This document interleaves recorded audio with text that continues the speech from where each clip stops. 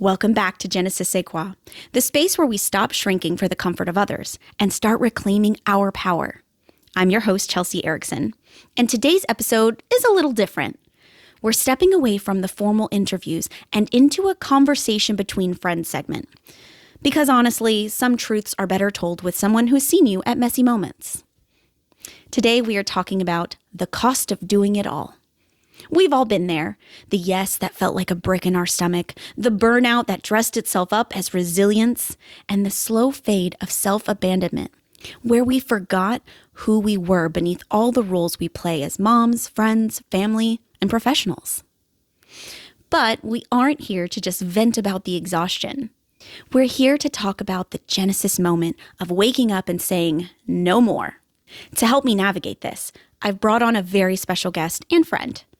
She has walked the exact road many of you are on right now. That exhausting cycle of accepting everything and setting nothing.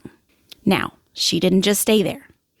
She did the hard, messy work of unlearning those behaviors and has emerged as a literal boundary-setting queen. She knows her value, she protects her peace, and she's here to show us that setting a boundary isn't an act of selfishness. It's an act of self-love. Please welcome to the show my friend and today's co-host, Afton. Yeah. Thank you for being here. Of course. You're amazing. Oh, so are you. I feel like every time we have a conversation, I'm like, yes. Every time you say something, I'm like, yes. I know. That's how I feel about you. I'm like, yeah, I agree. 100%. Yes. And it's so nice because, I mean, and not that we can't not agree. I mean, that's okay once in a while. Yeah. But it's just nice to be talking with someone that you're like, okay, we've both seen the struggle of being a people pleaser, of existing in this place of run over. And now we're like, no, thank you. No, we're done with that. I'm good. Yeah. So it's so nice to talk with you. And that's part of the reason I wanted you here today, because every time I talk to you, I'm like, this girl gets it. Thanks. I try. No, succeed. So growing up, was being helpful the fastest way to get praise or attention for you in your house? Or did you learn early on your value was tied to how much you could take off of someone else's plate? Yes. And I'll also say it was tied to how good, my progression. If I was doing good, then it reflected on my family. I don't know if that kind of makes sense. Oh my gosh, that makes so much sense. So they could brag about my success, and then if I was doing well, then, or whatever it is, air quotes, well, then it was I could kind of have whatever I wanted, or not get away with things, but it was life was easier. Yeah, if on the outward, if your parents could not so humble brag on you, they kind of didn't care about what people couldn't see. You mean? Yes. Yeah. Yeah. Wow. But also, I mean, it was it was always walking on eggshells too. So it's you had to figure out a way to not trigger your parent. It was, I mean, that was my childhood. It was okay, how do I talk to them on the phone before they, are coming home from work and they sound not in a good mood. What can I do so that way they don't take it out on me? Wow. So you were having to monitor your parents' feelings and know how to act accordingly. That's exhausting. Yes. That's and how old were you when you kind of started not necessarily realizing that you were doing that? Because I don't think we realize as kids that's what we're doing. Yeah. But when you kind of realized, okay, they're in a bad mood, so I better try extra hard.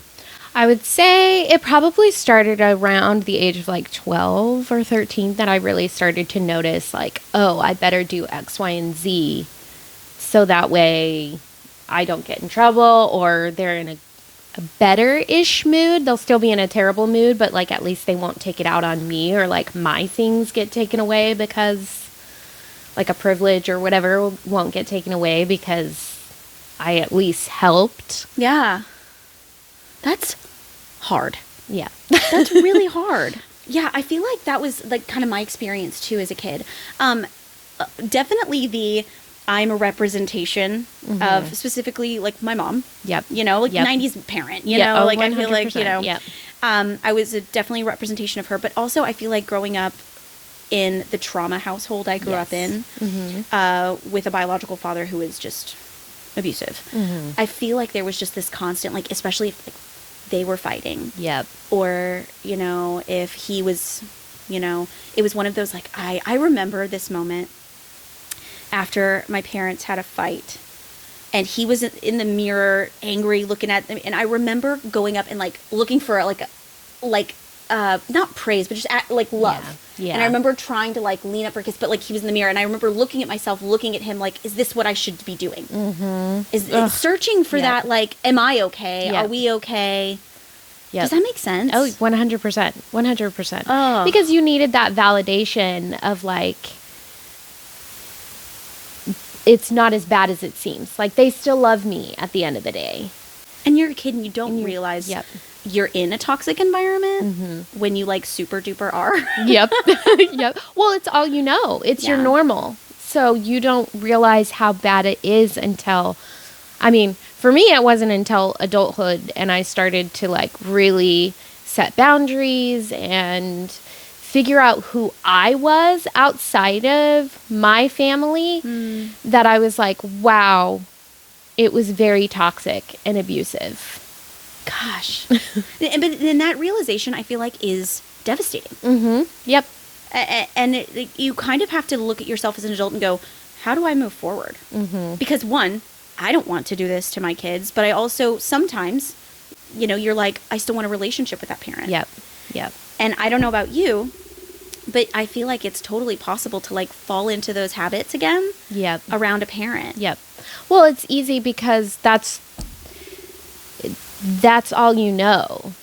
That's all you know how to interact with them. And so it's easy to fall back into that pattern and those habits because that's literally your whole existence with them was that dynamic. And so breaking that...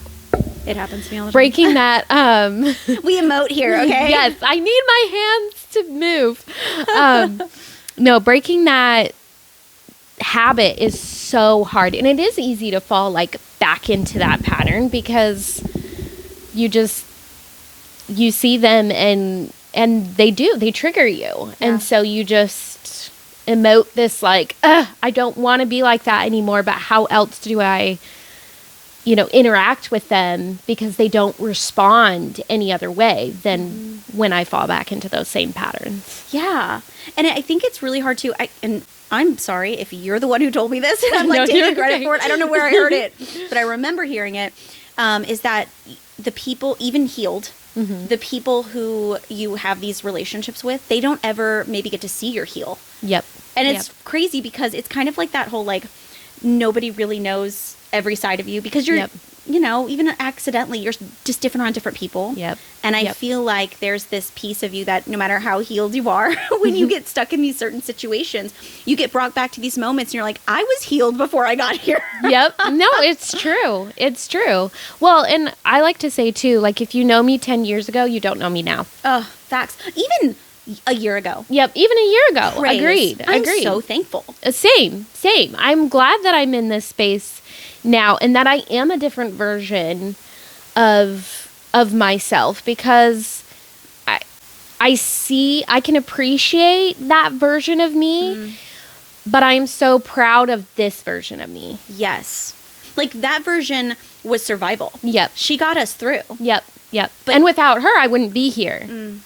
Yeah. So. And it's not like we're sitting here going, and I don't want to speak for you, but I feel like this is what you're saying. It's like, it's not like, oh, I'm so thankful for these awful things I went through, these hard things I went through. But also it's like those hard things did bring us here and we're better for it. But I hate being like, everything else for a reason. Like, I don't. No, I hate that too. I don't think that's true. Agreed. I don't think that's true. But I can look back at my life and say, not everything happens for a reason, but there is a reason why I'm here. And does that make sense? Yes, 100%. God, we, like, dived in so deep, we so did. fast. I'm like, I love this for us. Me too. I love this for us. Was there a price for saying no when you were a kid? Did it result in conflict or the cold shoulder or make you feel like your needs weren't going to be met if you were like, no? No wasn't in my vocabulary. Like, I couldn't say it. Like, I was such a people pleaser that even if what they were asking me was like beyond what I could do, it was always a yes. Yeah. Because if I didn't say yes, there was consequences. And so it was like I had to say yes, because otherwise I would be isolated. I would get like privileges taken away. I would, it was, there was no space to say no. Right. That's exhausting. Yes. And as we know, it travels into adulthood. Yep.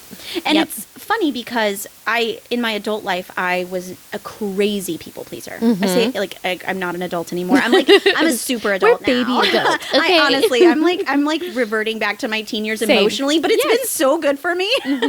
But I feel like in my adult life, I was such a people pleaser. Yep. And it's weird because I feel like in my teen life, there was a lot of like revolt. Whether sometimes it was quiet or it was loud, there was so much revolt that happened. And it's weird how I went from this like ultra people pleaser child to this revolt to this like back to being afraid of everything again. Yeah.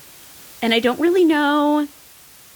I don't know. Maybe I unlocked all of my childhood stuff again as I'm trying to parent. I don't know. Well, I think exactly that. I think as you're parenting, you see yourself reaching these stages. Good and bad. Yeah. Like I know with myself, I see my children reaching ages where some of my trauma happened. And I look at them and I'm like, but you're just a baby. Like you're just so little. Yeah. Like how... Big 10-year-old baby. Yes. Honestly. Like how could that happen to me when like I look at my 10-year-old and I'm like, you're still little. Like you're still young. You haven't experienced anything. You don't know anything. Like all you know is to trust your parents. And like how sad is it that I trusted in mine so much and they just failed me. Gosh. Yes. And I feel like one, you're amazing again, because the fact that you are self-aware to say like, hey, I'm self-aware to a fault. You're like, sometimes I see myself way too much in these moments. But and I hear you because, I mean, let's be real. We do that. Yeah. But it is good to have that piece of self-awareness, especially with your kids, to go, I see me here and I can react or I can respond. Yep. And it seems like you are responding. I try to just respond instead of react. I mean, we're all human though. Yeah, I was gonna say I'm not perfect. I'm not perfect, but I also own it when I do react instead of just respond. When you say own it, because I know what I mean when you say own it, like what I think of. What do you mean when you say own it? I apologize, girl. Can we hear it? Yes. The people in the background. I'm like, say that. Hey, mom was very triggered. And because of something that happened in my childhood, it's not something you need to know right now, but that's why I responded in that way, and I'm so sorry. I'm so sorry that I X, Y, and Z. Fill in the blank. Yeah. But I think it's important for our kids to see that even as adults, we make mistakes, and we can apologize for them. Wait, hold on. What? We do? I know. It's a novelty, but But, and that's, I completely agree with you. And I remember a long time ago, Sam and I took this like parent training course, such nerds. Love it. I love it for us. But but in that they were actually saying, and this is science, don't quote me, but Google it just to make sure. Will do. I'll search it after because this. This is a gentle quote. Okay. Meaning I could have the numbers wrong. Okay. But they were saying that generally you only need to get it right 70% of the time. The other 30% is repair. And when you can repair that 30%, because we're not going to be perfect. No. But that 30% actually creates more bonding. Oh, I love that. And repair actually creates more closeness. Yeah. Think about it, like even in like our adult lives, how much closer we could feel with our spouses or friends when we get through something hard together. And there's apologies and you see, oh, you care. Yep. About my feelings or whatever. Well, I think because it establishes that connection. Yeah. And the trust. Yep. That my feelings matter. Which, I mean, I didn't always feel that way. Yep. And I'm not saying that it was on purpose. I'm speaking generally. I can't say it. No, but it's one of those like, I don't know what I'm trying to say. I know what you're trying to say. That you're, or at least this is what I'm interpreting. To interpret, help me. Because I feel that way too. Like I felt like my family never made me feel like whatever I was going through wasn't anything as compared to what they were going through. It was like if I was going through a hard time, oh well, I went through this, and it's like, okay, yeah, that also sucks. But like, can you just acknowledge like, also sucks, yeah. but can you acknowledge that what I'm going through is not great, you know? Even if it's just big to you. Yes. You know how much, and I'm just going to be honest with you, how much stupid stuff that I really make, like, my kids feel really valid in their really stupid stuff. Oh, yes. You crying over the banana I didn't give you, I'm going to validate that. Like, that's, Right. it's really hard to not know what you want. Yep. It's really hard to not know how to ask for what you need. Yep. You know, because it's so dumb. Yep. But it's not dumb at all. But even as an adult, sometimes I don't know what I want. I know what I don't want. Yeah. But figuring out what I do want is hard. Yes. Even as an adult. Like I know, oh, I don't want that. I don't want to do this. But I don't know how to get to the point of what I do want. That is so... I love what you just said, because all I can think about is, honestly, we're all just babies, but we just have like a little more, like, hopefully a little more like self-awareness, or a little more like, you know, frontal lobe developed. Hopefully, but it's like, but we're all just like big old babies. Yep. We're all trying to navigate ourselves. And more so than we're all just big old babies, kids are human beings. Yep. I think that's what I'm trying to say. Yes. Because they want things just like we do, and they need things, and hopefully we can give them the tools to like learn how to ask and know and things like that. But gosh, it's tough. And even as an adult, the whole point you and I are here today is because even as an adult, we're healing. Yep. So like, let's let the next generation be better. Right? That's my only hope and goal is like, please let my kids be healed enough that their kids have just this amazing, beautiful life because we've tried to heal. Yes. And I mean, I don't want to speak too soon, but I just have to say, like, they will. Yeah. Like, I have to know that. That we are, and we're not, our kids are still going to need therapy. Oh, yes. Because we're not perfect. No. And mom needs to learn to wear a robe sometimes. Right? Around the house. The Pooh Bear mom is not what they call it. I don't know. I'm just being real about it. But yeah. Yeah. You know, it's just one of those things where we can say, I have to hope that I'm doing everything I can. Yeah. And I'm being honest with them that, hey, this is my first time on the planet. Yep. Like, but also I'm going to do my best. I'm not using it as an excuse. Exactly. Yeah. Because I think that's the difference. That's a huge difference, is being like, okay, this is my first time. I'm still navigating it. So I'm not going to be perfect, but also when I'm not in, you know, that perfect stage, I'll own it. And I'll say like, okay, you know, I didn't do the best thing, but I didn't know. Yeah. And I'm going to try to do better. Yes. Because a changed action is like chef's kiss. Yep. Well, still buy me flowers. I was going to say, don't buy me flowers. Buy me flowers. But also change behavior. Yes. That's what we want. Yep. And for ourselves, for others around us, like that shows true love. Yes. In that moment. So I love us. Agreed. I know for me, I wore exhaustion like a badge of honor in my adult life. I was taught to do that. Oh, yes. I was taught to do that. Did you go through a phase like that? Like even before kind of your healing in this portion of your life? Yes and no. It was like if I wasn't doing it all, then I wasn't good enough. And I would say like that translates in the mom life, my professional life. Everything was like picture perfect, that Instagram worthy life that I was somehow failing. Isn't that crazy? And like, I know your man, he's a good man. I know he didn't do that to you. No, not at all. For me, I feel like a lot of it was like society and other people not being real. Yes. Does that make... Yes. I feel like a lot of it is society. I think society puts an unrealistic expectation on women, especially if you choose to stay at home. I think there's this even bigger I think both. There is unrealistic expectation 100% on women. But I think if you are a stay-at-home mom, it's like, oh, since you are a stay-at-home mom, you better be perfect at making dinners. You better be perfect at keeping your house absolutely spotless, and your children are spotless. Oh my and God. like, I'm like, what is that like? I don't know. I mean, they're cute, but they're cute. a mess. Oh yes, so are mine. But yeah, that's so true. And I feel like also some of it is like this, like even to each other as moms, like there's this It's weird, a competition. What is that? I don't know, but I don't like it. I don't, and there is nothing wrong with putting your best foot forward. There's nothing wrong with dressing your kids cute. There is nothing Yes. wrong with saying, oh my gosh, my dinner is a 10 out of 10. I'm going to snap a pic for Yes. Insta. Do it. Yes, yeah. I just think there has to be like just this like level of realness where we all say, man, sometimes this is hard. Yep. This is Yep. what I wanted. This is what I hoped for in my life. But man, this is hard sometimes. Yep.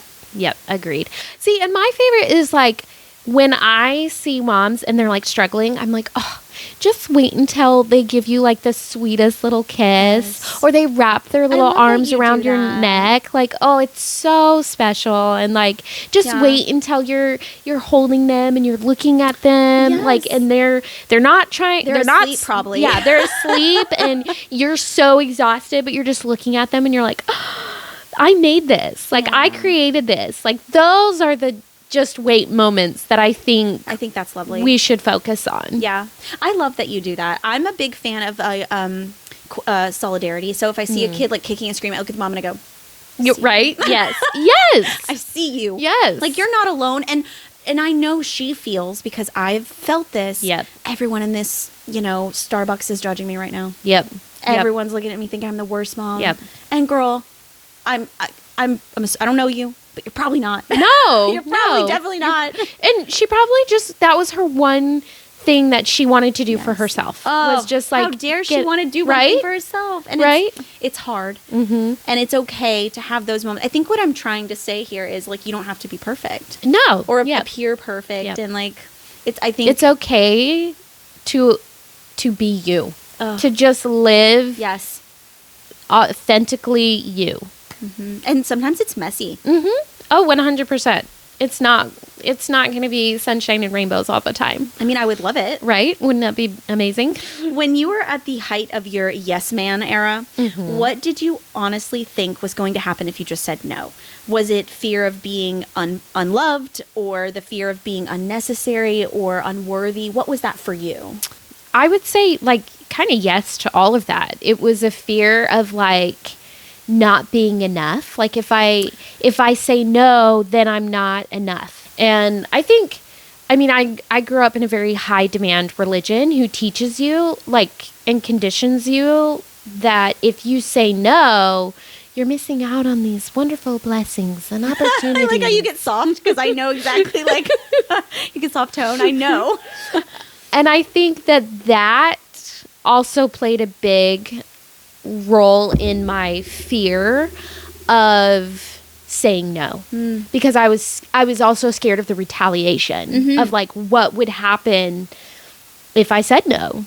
Would that person resent me? It's still a question that I am questioning, because I'm a recovering people pleaser. Yes. So that's why we're here. Yes. So I still struggle sometimes to say no, but I think now when people ask me something, I'm like, okay, not to sound selfish, but I kind of ask myself like, what serves me if I say yes? I like that. Like, what do I get out of it? Not in a like, oh, I also need to get something out of this. Yeah. But in a, is this going to cause more stress because I already have a lot on my plate if I say yes? Or is it something very small, and if I say yes, like it doesn't add anything? Yeah, I think that's so valuable to step back and go, what does this bring to my life? Because I understand what you're saying. It's not like, what can I get out of it? But like, what in my life, what in my heart, what in my mind, what in my schedule is going to have to be sacrificed for this? And that is so hard. And I feel like we're so conditioned to take that one more thing. Do that one more thing. Well, we're conditioned that it's a badge of honor. Yes. You could be so amazing if you just took a breath or, rested for a day. Yeah. Yeah, and I think that I carried a lot of guilt in my life from resting. Mm-hmm. Like if I thought that, how dare I consider a nap? And I did that for years. Yes. I remember sometimes my husband would look at me and go, "You just take a moment." And I was like, "What?" Yep. I literally would like cry, but like, you think I have time to do that? Yep. But like, in all actuality, some days we're truly busy. Oh, like, yeah. I need to say, there are sometimes you just can't avoid the busy. Agreed. We do have children. We do have lives. We do have, jobs, part-time, full-time, whatever it is. Yep. We have things. Yep. And that's just truth. Mm-hmm. But I think that there are some times where we say, this has to get done. But like, does it today? Yes. We could put it off. And I'm speaking for me here. Yeah. How many times I did that. Yeah. And I would put myself in this spiral if it wasn't done. And lay Yep. there in my bed at night and go, all the things I didn't do. Yep. Well, you'd tick off the list. You'd be like, oh, that didn't get done today. And I didn't have time to do this. And I couldn't do this because I was doing this. And it was hard. it's exhausting. And I remember this vivid moment once I was on, I feel like I say this a lot on the show, but like my healing journey. But it is. But it is. And I remember there was this moment, like the first time I was like, I'm going to take a nap. And I had to fight through the guilt. Yes. Which is nuts. Yep. Well, and I feel that in a different way because growing up, it was like I wasn't allowed to rest. So once I was awake, I had to constantly be doing things. I couldn't go back to sleep. I couldn't take a nap. I couldn't, do anything that I wanted to do. It was like I had this list of things that I needed to do. Wow. And it wasn't until recently that I was talking to my sister and I was like, oh my gosh, because I've always struggled with napping. Like I would be so exhausted. My eyes are so heavy. My body's heavy. Yeah. And I'd be like, I try and lay there and take a nap, but it doesn't, like, I can't. And I was talking to her about it and I was like, oh my gosh, I think it's that trauma of, well, if I take a nap, I'm going to be in trouble. Oh my gosh. And how this stuff sits with us yes. is crazy. Well, and how it lives in your body and you don't even realize it. Yes. Like you, until you dive deep. And randomly, it'll just come to you. Mm-hmm. You'll be sitting there and you're like, wait a minute. That's why I do that? Yes. I can rest. Like I may not take a nap, but I don't feel that guilt. And I never understood women too when they'd be like, oh, sleep when the baby sleeps. I'm like, how? What do you mean sleep when the baby sleeps? Like, you sleep at all? Right? Like, I thought everyone was as toxic as me in my brain about like taking rest. Same. Like, what do you mean? I don't understand. I love that for them. Anyone who can do it. Yes, I love that for me now that I can. But yes. it's absolutely truth. Yep. Oh my gosh, that's so crazy that you said that because I'm like, that's so true. Mm-hmm. And the way you described it perfectly is like the way it rests in our body. I say lives. Does not rest. It does not rest. And we don't think about it. Because I'm a big, I don't know if you ever read the book, The Body Keeps the Score. Did you ever read that? No, but I'm adding it to my list because you need to. It talks about how traumas can live in your body and you don't, like, you think you're okay, you think you're fine, and then something triggers it, and you're like, oh, that's why I was having all those issues. Like, oh, okay. Yeah. Like, this makes sense. This makes sense. Yeah. And you just don't realize it because, again, going back to, like, what we previously discussed, it's all you've ever known. Mm-hmm.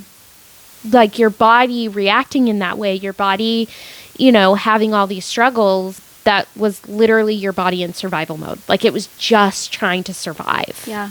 I always equate, because I think about this, and I love that you said that, but I always equate it to, my husband grew up in a house with like cats, right? Uh-huh. And he was fine.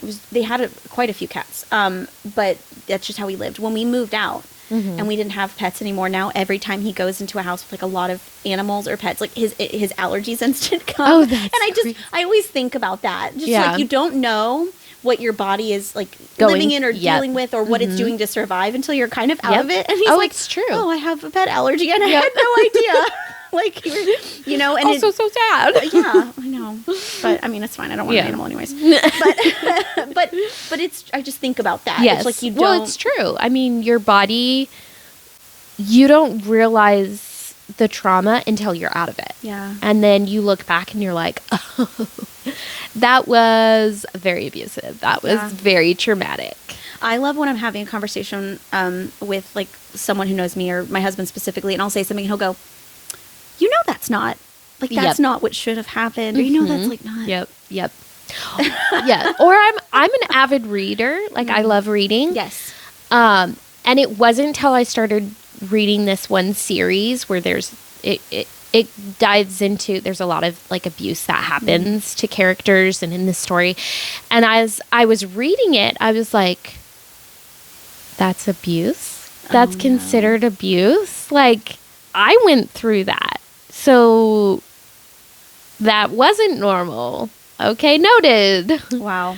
And it helped me in turn healing because I was able to see it from another, because I would always justify it. Well, you know, my mom didn't have the best upbringing, so that's what, I would just justify my abuse until I was reading it in a story and it was happening to somebody else. And then I was like, yeah, that's terrible. How could you do that?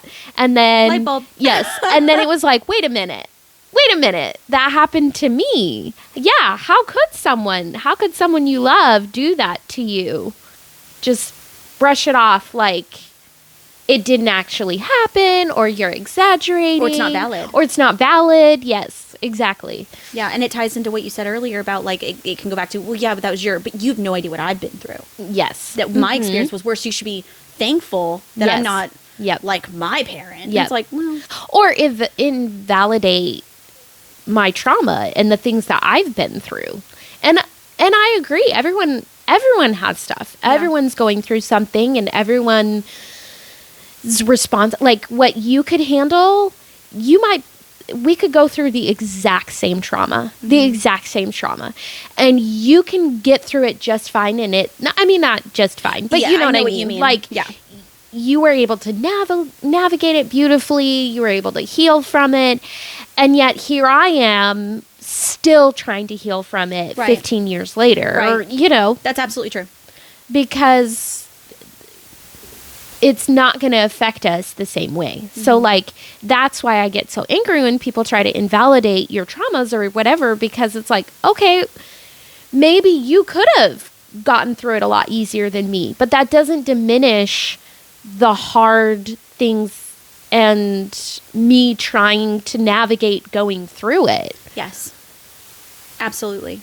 No, I mean, I have nothing out of that. I can say it better myself. Like, you're absolutely right. And I think that that's so important to acknowledge that and say that, because I feel like it ties into every aspect of our lives. Whatever it is, it's like we can't play the comparison game of who can handle more. Yep. That's part of the toxicity. Yep. Well, and I think that's a lot of where it stems from as a society, because as a society, that's what we do as far as like diminishing people and their traumas and their struggles and their what X, Y, and Z, you name it. I agree. No, I mean, I think that's why this is such an important conversation, and I really love the way you just explained that. Like, I feel like I had, even though I'm already with you. Yes. I'm like, yeah. Oh yeah. You're right. Well, I think hearing somebody else voice it also helps validate what your thought process. Yeah. That's why you're here. Mm-hmm. That's why you're here. As a mom, you used to treat your own needs as optional, while everyone else's were essential. When did you realize that dying to yourself was actually killing your ability to be a present parent? Ooh, that give me chills. That's what I'm here for. I'm just like, I think realizing that I needed to do stuff for myself to separate myself from mom is what was essential for me. Like, I was always an avid reader. I had hyperlexia. So I started like Lord of the Rings when I was 9. Why are we so different this way? The dyslexia and the Yeah, hyperlexia sitting. Yeah. So like I read Lord of the Rings at 9. I read Pride and Prejudice at like Wow. 10 or 11. That's incredible. Yes. And so reading was always my escape. It was always how I just, could block out life and I could just dive into a story or a world and I didn't have to worry about what was happening in mine. And when I became a mom, I didn't have time for it. Mm-hmm. Like you don't. And mentally you don't. And it wasn't until like a couple years ago, my friend was like, "Oh, do you do audiobooks?" And I was like, "No." Audiobooks changed my life. And once I started doing that, it was like I started to feel like me again. And then I was like, oh, well, now I want to start doing more things for me. Because when I do things for me, then I'm a more patient mom. I'm a more like loving, not that I'm not loving, but like. No, I understand what you're saying though. Like I mean, all in all, am more patient. Like if I'm doing stuff for myself, whether that's like, taking a shower, because I feel like it varies from day to day what it is that I do for myself. Like some days it's like just a shower does it for me. Girl. Some days it's like, for a while I was getting my nails done and that was, what did it for me. I think it depends on the season of your life, what, you're going through, I don't know. You just kind of have to find you and find what like makes you breathe. That's kind of how I feel. Like that like, okay, I'm ready. Like I'm refreshed. I can do this. I love that you said that. I think that that's so important to not just say like, do what makes you happy, but do what makes you breathe. Mm-hmm. I love that. Yes. That's going to be a clip. But yeah, I feel like I agree with you. And I feel like as a mom, it kind of goes back to that, like struggling to nap, but in general, just struggling to do anything for me. Yep. I went through this season that was way longer than a season. Yes. Where I felt like I don't need to do this for me. I don't have time for this for me. Yep. And not that I didn't deserve it, but I kind of felt like that, but I didn't acknowledge it as that. Well, and I felt guilty if I did. Yeah. It was like this constant like battle. Yes. Yes. Yeah, I feel that if we don't do something, something for us, I hate saying pouring from an empty cup, but it's because it's never empty. It's like exhaustion. It's, anger. Yep. It's frustration. Like it's never really empty. No. But we're not pouring from that positive cup. So I feel like if we're not putting that into us, like how can we be expected to function in our life? Yep. And I just think it plays into being a people pleaser because even though our kids don't mean to be so demanding, they're just kids. They need stuff. Yeah. We look at our life and go, if I'm not doing this, like I'm not being pleasing to my family. Yeah. I'm the worst mom ever. Yep. Well, and I think what also finally helped me to do things for me was like, it's healthy for my kids to see me do something for me. Yeah. You're like, look at you. You're like, I'm teaching them. So by me resting right now, the kids watch mommy. Watch mommy take a nap. I'm teaching you how. You're welcome. I'm a great mom. You're welcome. I'm going to write a book. Take notes. Yeah. Honestly, though, we could all, okay? Because it's true. And I feel like now that I'm on the other side of this, I look at moms who are in the thick. And some of it is like genuinely just seasons. Sometimes you're like when you have a new baby or you have multiple babies or it's everyone's hard. In a sport, there's the thick, okay? Yes. And so I don't want to say like you choose your life because that's not necessarily true. No. However, yes. I do think I look at moms who are in the thick of it and that feel guilty taking time or that don't know how or don't, and I go, you deserve so much better, mama. Yep. You deserve to breathe. Yep. And sometimes, and I can look back on myself and speak for myself here and say, I didn't realize how exhausted I was because I never stopped moving. Yes. 100%. I feel that. I would collapse at the end of the day and feel like, okay, I did enough to like feel good about myself today. I can go to bed What's now. That about? Right? I think for me, once I started saying, it's okay to take this time. And it started with little stuff. Yes. Like for me, working out's really important. Letting myself go to the gym. Yep. Finding a gym with childcare. Yep. And saying, even the days when I didn't want to work out, and say, you know what, they have a massage chair at that gym. I'm going to check my kids in.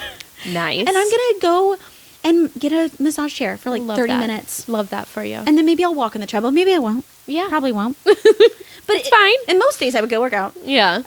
But it's okay. And I had to have some conversations with my kids, especially over the summer when we're going to the gym like every day. Yeah. And they're like, Mom, I really don't want to go. And I look at them and I go, it's 1 hour. Yep. It's 1 hour that I get for me. Yep. And that's okay. Well, and it's not... And not in a guilty way. No. But like in a, hey, I'm a person too. Yep. I just want to make fun. Well, and it's something that helps you physically, mentally, emotionally. Like, working out really does get out a lot of stress, a lot of anxiety. It can get out, whatever. And so... I always think about that Legally Blonde That's speech. what I think of too. People who work out, they have endorphins, and Endorphins make you happy. And endorphins make you happy, and happy people don't kill their husbands. But it's true.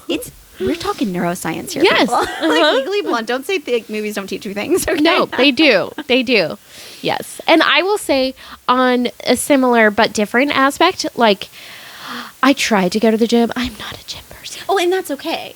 That's Yes. not your thing. But what I found was my thing was like walking, like taking, So good for you. finding a park, like whatever. And so on weekends, I try and find a park that like my kids can ride their bikes, or, they can play on a playground while I'm like walking around, because to me it's walking. I can clear my head. Put a little podcast Yes, in, or I can book. put a podcast or a book or music. Like sometimes I hyperfixate on certain, music genre or songs or whatever.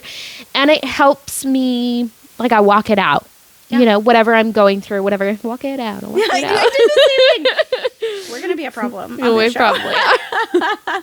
But it's true. And it's like, but it just goes to show you whatever your thing is. Yes. And even if you can't always, I hate to say it like this, but get away from your kids. Mm-hmm. Taking that moment for you where they're ahead of you. You can see them. They're fine. They're safe. Exactly. But you're getting to have that moment. Mm-hmm. And that's Yep. so good. And that's part of pleasing yourself. Yep. And Yep. saying, I don't have to be like the kids they know how to entertain each other. Yeah. I gifted you with a friend. Yes. Go play. Right. You're welcome.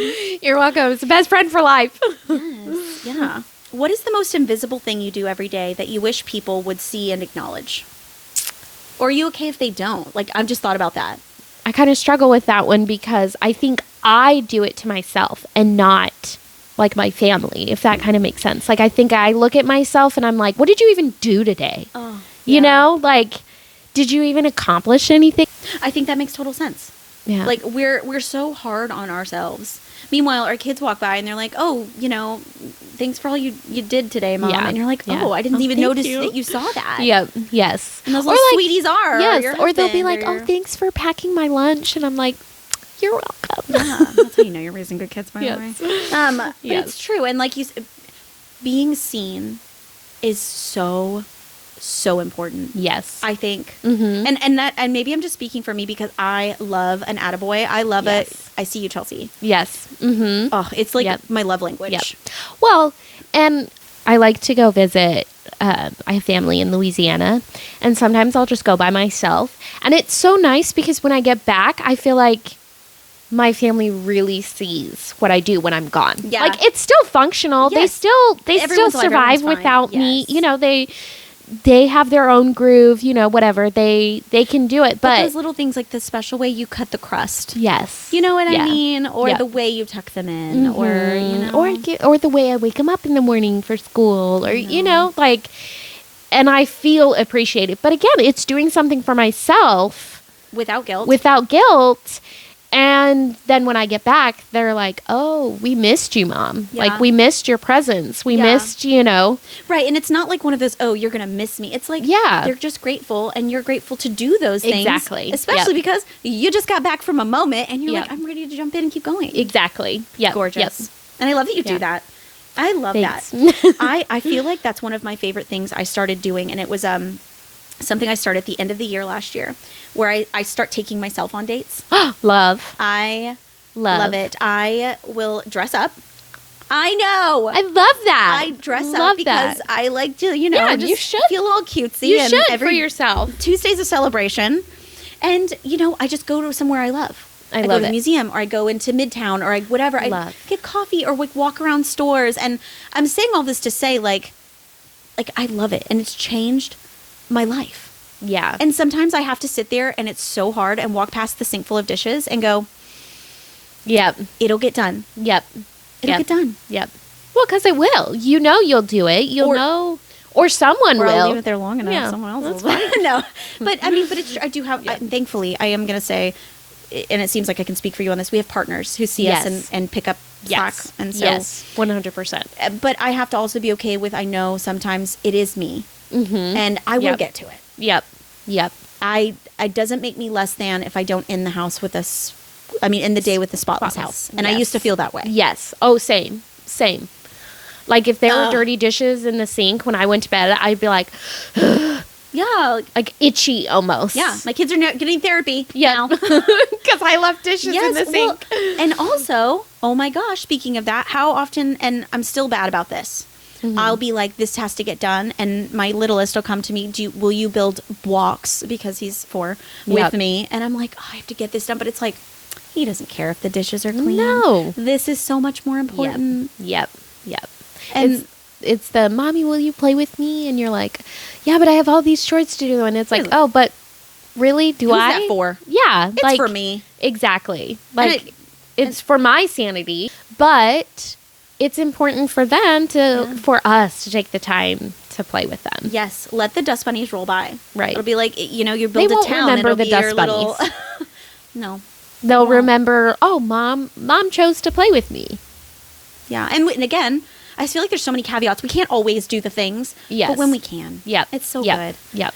Well, and sometimes I have to be like, no, Mommy needs to do this today. And because, that's okay. Yes. Yeah. That's okay. Yep. Because I'm like, but I promise, at this time, we've got this and this and this going on, and I need to do this before we leave. Yeah. But once we get home, I'm all yours. Yeah, and I love that you set those expectations. Yeah. And I think that's part of it that's so great for kids is they want to be able to know, okay, it might not happen now, but it will. Yes. And they know they can trust us. Yep. Because we've shown up. Yes. Girl, exactly. We have so many good things to say. Why are we not doing this all the time? I don't know. We need to. A weekly. No, I'm just saying, we need to be doing this more often. So setting that first boundary often feels like it's kind of mean at first. Yes. How How did you handle the guilt after finally putting your peace above someone else's comfort? Like that, maybe you can't remember the first time, but I would say for me, it was mostly for my kids. Like, it was like, I'm setting this boundary because I love them so much. And not in like a trying to get sappy or like emotional kind of way, but like, do it. I wish that someone did that for me, like as a kid. And so now that I'm an adult and I can, why wouldn't I? Like, I don't care if it makes you uncomfortable, or I don't care if you don't like it. Those are my kids. This is my family. I always like to say, actually my therapist taught me this, but you have your family and then you have your 4-wall family. And your 4-wall family are those that you live in your home with, your 4 walls of your home. And that's what's important right now, is your 4-wall family. Yeah, your family is important too, but your 4-wall family you're molding that. You're living for the first time with them. I love this. I love your therapist. So me too. And so for me, once I heard that, I was like, yeah, I want my 4-wall family to know that like home is safe. Mom and dad aren't going to judge you. Mom and dad are going to love and accept you no matter where you're at in life. And if you don't want certain people in your life, mom and dad are going to hold that boundary for you. Like, if you don't feel comfortable around certain family members, I'm gonna set a boundary. Oh my gosh, little Chelsea is clapping so hard right now because it's true. And yes. I heavily relate to what you're saying. Mm-hmm. Like if my children are like, hey, I don't like being around so-and-so, then you don't have to be. Yeah. And if there are instances where we do, mom and dad will be right there. So you don't have to worry. Yeah. Like, we're your comfort. We can be right there, you know. And if you want to leave at any moment, say it, we're gone. Yeah. And I think you're absolutely right. Like that is the best way to say I'm cool with having a boundary when it's something that is so precious to me. Mm-hmm. I can't afford not to have a boundary. Exactly. Because this is so important. Mm-hmm. Well, and I want my kids to know, like, and I have boundaries with my own children. Yes. Oh my gosh. Like, I love that. I love you just said that. Like, I have boundaries with my own kids. I have boundaries with my husband. I have boundaries with friends. I have boundaries with family members. Boundaries with ourselves. Exactly. Of, like, what we're willing to do for us. And yeah. Well, and I think so healthy. I think establishing that and modeling that for your kid is important so that as they grow, they know, oh, I can set this as a boundary. Mm-hmm. And if you don't like it, too bad. Yeah. It's my boundary. Yep. You know, I watch, I was just telling Sage about this, but like I watch reruns of like Say Yes to the Dress and stuff. Yes. And I think about these parents and family and friends who like come in and the person trying on the dress like loves it, but they're all like, that's not your dress. That's not the one. And it's like my experience. Oh. I wore a dress that it was beautiful. Yes. Don't get me wrong. It's beautiful. Not what I wanted. The same thing happened to me, by the way. Yeah. The same thing happened to me. I knew. Yes. Yeah. Yeah. Because we're the same person. Honestly. But, you know, I think about that moment. It's something so small, but I think about that, and it's like that person doesn't feel like they have the right ability or safety to say, I love this dress, or I don't like the way you're talking to me, or And so what if you buy it and you wear it and you're happy on your wedding day, and then 10 years later you're like, maybe that wasn't the best choice. But in that moment, in that moment, I loved it. And I was so happy to wear it, and I loved it. I thought it was beautiful. It was my choice, you know, like. Yeah. I practice that now with my kids. Right. Like Sage will make choices about her outfits, and I don't always get it. Right. Mm-hmm. But it's not for me to get. Exactly. She'll be like, do you like it? I'm like, what do you think? How do you feel in it? Do you like it? Yeah. And I'm like, I do love it, but it doesn't matter. Exactly. Yep. Because I want to teach my daughter boundaries now. And that's a great way to even say, it doesn't matter if mommy likes it or not, and I'm one of the most important people in your life, so let's be honest, it doesn't matter if your friends like something or not. Exactly. Do you love it? Does it make you happy? Is it hurting anyone else? Yep. You do you. Yep. Boundary. Yep. It needed a sound effect. It did.